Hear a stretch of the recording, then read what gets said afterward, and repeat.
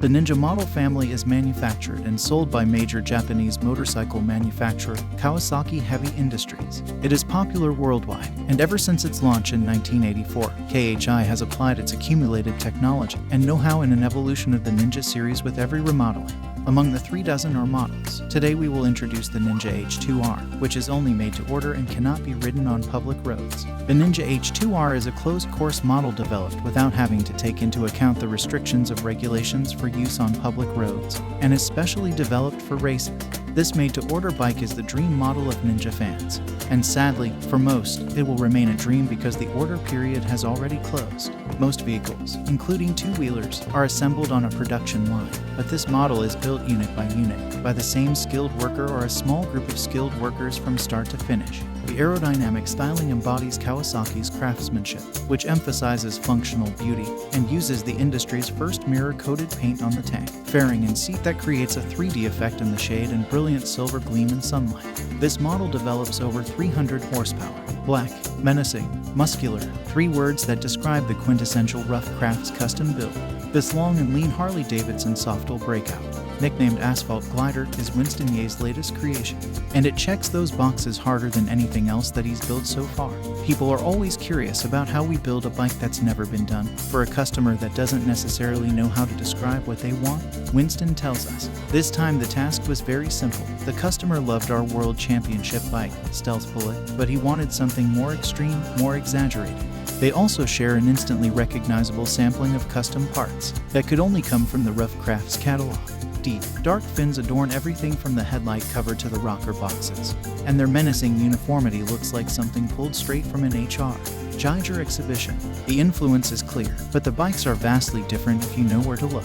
Instead of building something in-house, Winston sourced a complete fork setup from FG Racing, an Italian components brand that specializes in high-performance girder design.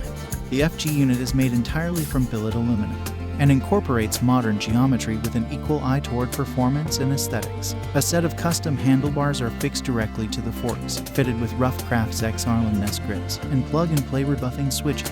Elsewhere, Winston added Thunderbike custom foot controls. The signature feature of the Harley-Davidson models in the V-Rod series is the famous Revolution engine that Harley-Davidson developed with Porsche for a superbike project. Now riders from the Los Angeles, Riverside, and Inland Empire, Ka areas can get access to this awesome performance in a drag-inspired street-legal bike. Here at Riverside Harley-Davidson, with stripped-down style, high-performance features, and the distinctive drag-oriented fat rear tire, the Harley-Davidson V-Rod is like nothing else on the road. Read on to find out more about the available V-Rod models. GIOTTO uses the latest CNC technology to produce bespoke parts designed by Box 39. From the single-sided swing arm to the individual billet components, everything has been reimagined, designed, and created by Box 39 technicians. Custom components are machined from solid billet over an intensive 500-hour process. Box 39 came to be about a decade ago, and like most other young garages, it immediately developed a thing for Harley-Davidson.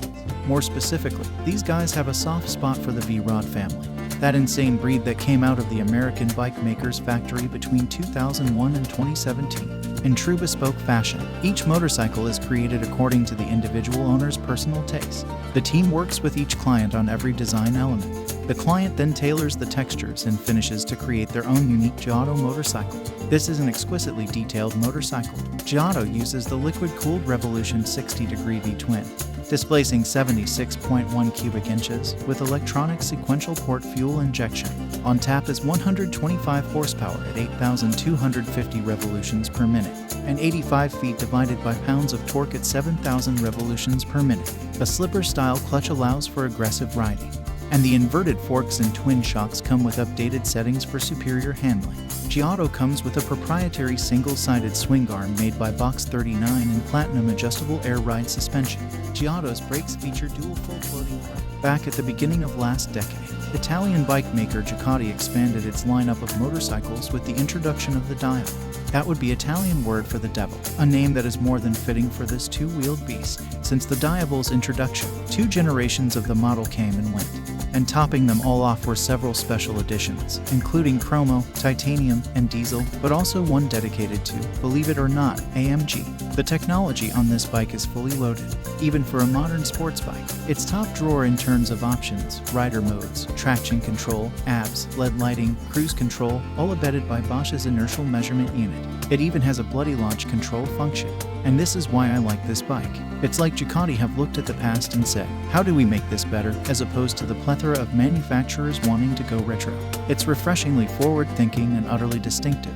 Later, in 2016, the range grew some more with the introduction of the X-DIAVEL, the first bike made by the Italians to use a belt final drive, and their fastest machine to that date to 60 miles per hour. It too got several versions, including, most recently, the Nera, a beast concocted together with furniture and vehicle interior company Poltrona Frau. The highlight has to be the 1262cc DVT motor that's been heavily doctored from the Multistrada, and the small fact it's now belt-driven, very unlike Ducati. At 5, Rebel. Powerful, muscular, but also agile and effective between the curves for maximum riding enjoyment.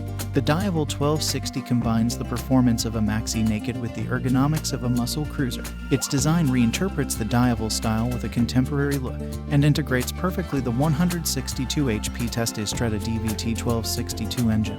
Beating heart of this new DIAVEL 1260, now compliant with Euro 5 regulation standards. The novelty of the model year 22 is characterized by the choice of asymmetrical and refined graphics that combine glossy gray and matte black as the main colors, to which are added sporty touches in yellow, including the frame, the lower part of the tail, the dedicated seat badge, and some details of the bike. The new DIAVEL boasts a new trellis frame with well-exposed steel tubes, matched with an aluminium swinging arm whose size was conceived to give this bike outstanding agility in the bends, a great feel and easy riding. The rear tire, 240mm wide by 17 across, has always been a key distinctive sign of the DIAVEL. Thanks to the new chassis, it ensures outstanding handling and cornering angles, but also a great level of comfort for the rider and the passenger alike, mostly thanks to the upright position it allows, not to mention the generously padded seat. The DIAVEL 1260 frame is a steel tube trellis using the engine as the key focus of the entire chassis setup. ABS cornering aptly uses the signals from Bosch's EMU platform to maximize benefit. In the world, Harley-Davidson. Thunderbike Workshop from Germany is probably the most notable name today. The products of Thunderbike Harley-Davidson are always made unique and valuable.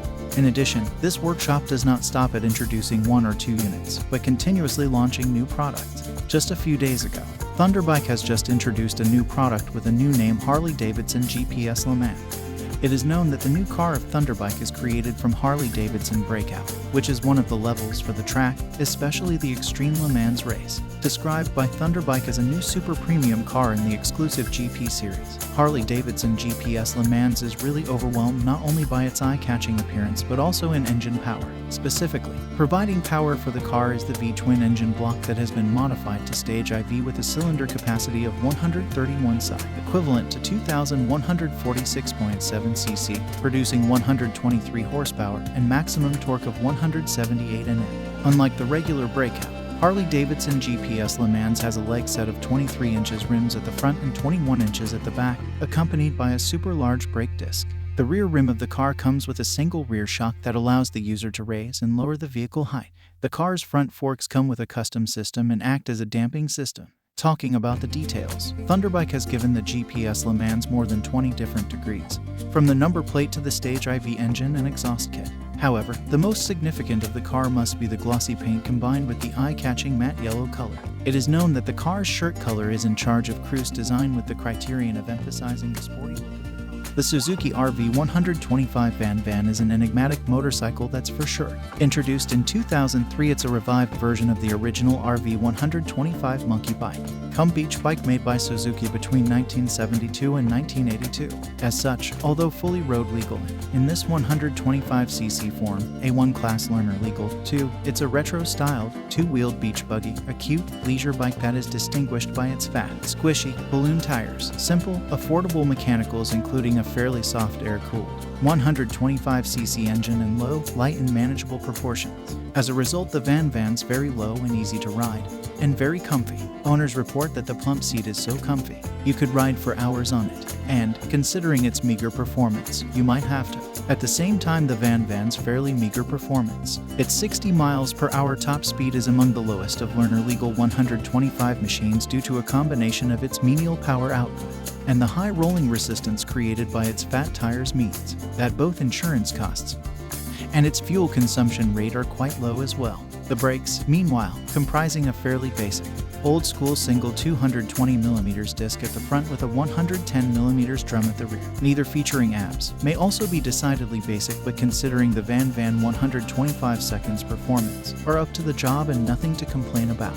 However, the flip side of all that is, although the VANVAN's nimble, fun and easy at lower speeds and around town, it's really not best suited to more open, fast roads, where its limited 50 to 60 miles per hour performance and exposed riding position will make riders feel vulnerable. Stick to short hops and smaller roads, though, and it copes fine. As a basic beach bike derived from an older 1970s design, you may expect the VANVAN 120